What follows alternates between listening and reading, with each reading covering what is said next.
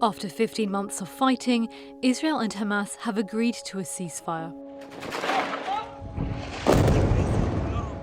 The deal will offer at least a pause in the war. Here's what we know so far. In the first stage of the deal, Hamas will free hostages in exchange for Israel's release of Palestinian prisoners, according to officials. The militant group has also agreed to hand over some of the bodies of the dead hostages. The conflict began after Hamas militants carried out a cross-border attack on Israel in October 2023.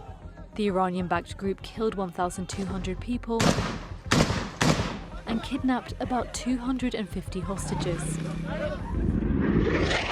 In response, Israel invaded the Gaza Strip. More than 46,000 people have been killed in fighting in Gaza since, according to Palestinian health authorities, who do not distinguish between civilians or combatants. Asked what turned the tide in the ceasefire talks, an Israeli official said, the Trump effect.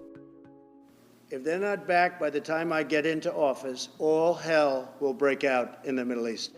Steve Witkoff, President-elect Donald Trump's designated Middle East envoy, has been in the region for deal talks. Negotiations on a second stage of the deal for the release of the last living hostages and the remaining dead bodies will begin afterwards.